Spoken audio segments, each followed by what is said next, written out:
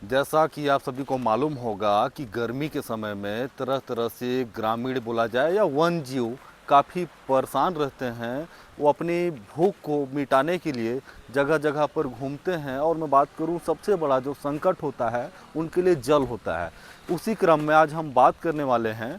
हम पहुंच चुके हैं रिजर्व फॉरेस्ट सरगुजा में, और हम इनसे जानेंगे कि आखिरकार उन बेजुबान पशु पक्षियों के लिए आखिरकार इनके विभाग के द्वारा क्या क्या कराया गया है, और उनको जो आगजनी होते हैं, जैसे देखे होंगे आपने जंगलों में किस तरह से कभी कभी आग लगता है, तो उनको बुझाने के लिए वन विभाग के कई अधिकारी किस तरह से कार्यरत रहते हैं। मैं बात करूं रात के चाहे 2 बजे हो या दिन के 12 बजे हो, लेकिन कहीं ना कहीं ये आग को बुझाने में कामयाब होते हैं और ये काफ़ी परेशान भी होते हैं। आखिरकार उनके रोकथाम के लिए यहाँ के जो डीएफओ सर हैं, आखिर इनके द्वारा क्या निर्देश दिया गया है और कितना क्या क्या स्वीकृति कराया गया, आखिर उन बेजुबान पशु को कैसे नियंत्रित कर पाएंगे, आइए हम जानने का प्रयास करेंगे। जैसे प्रतिवर्ष की भांति अग्नि सीज़न 15 फरवरी से शुरू हो गया है।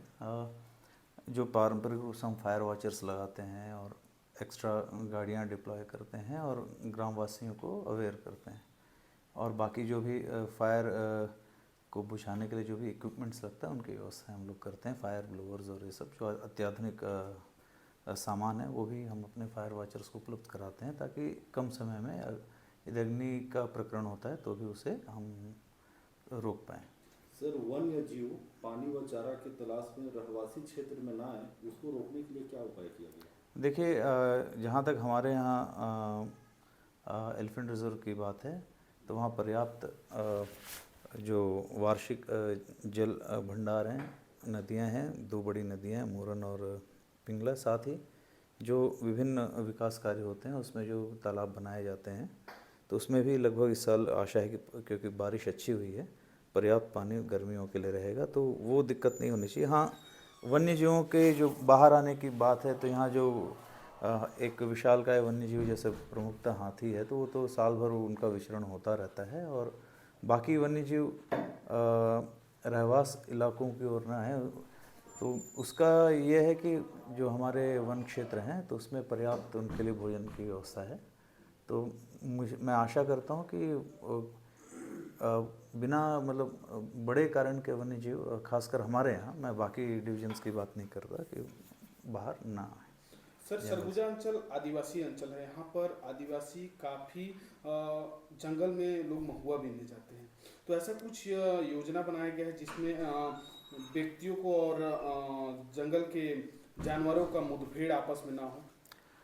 देखिए, सबसे पहले तो जो हमारे फ्रंटलाइन स्टाफ हैं उनको हमने रिक्वेस्ट किया है कि जाके ग्रामवासियों के साथ बैठें, और वो लोग बैठ भी रहे हैं लगातार हमारे पास। हमने कहा कि उनको कोऑर्डिनेट करें, साथ में ये बताएं कि आप महुआ पेड़ के नीचे आग न लगाएं।